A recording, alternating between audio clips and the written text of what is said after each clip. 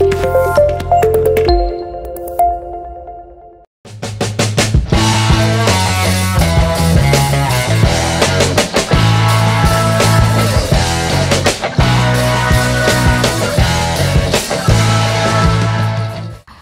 hasil minor di Sultan Rizka Cup 2023, manajer Kopimos sesalkan banyak pemain inti tidak dapat bergabung. Darmasraya Minang 1. Hasil minor diperoleh Laskar Barapi Taruh Kopimos FC saat bermain di Sultan Rizka Cup 2023. Menghadapi PS Pesel dari pesisir selatan, Jumat 18 Agustus 2023 di Stadion Mauli Marwadewa, Ahmad Hawari dan kawan-kawan harus mengaku takluk dengan skor mencolok 2-4. Gol Kopimos dihasilkan lewat eksekusi penalti Devrian Japang Zuandra dan M. Fadil Ashabri.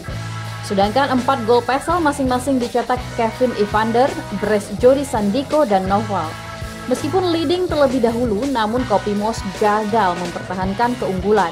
Manajer tim Rivalwan tak dapat menyembunyikan kekecewaan dan kekesalannya.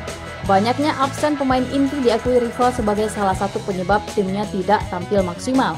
Sebut saja beberapa nama pemain inti seperti kapten tim Jeffrey Anggara, gelandang Indra Kurniawan, Raymond Tella Welva, dan fullback Tegar membuat komposisi tim sangat timpang. Hadirnya 3 nama baru putra asli Darmasraya, Feby Yasmi, Devri, dan Rido sepertinya membutuhkan waktu lebih banyak untuk beradaptasi. Atas hasil yang tidak memuaskan tersebut, Rivalwan mengaturkan permohonan maaf kepada panitia pelaksana dan seluruh pecinta sepak bola Kabupaten Darmasraya.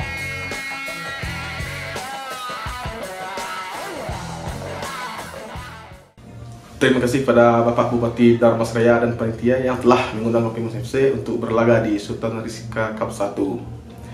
Kami telah bermain maksimal di lapangan, namun hasilnya sangat mengecewakan bagi kami.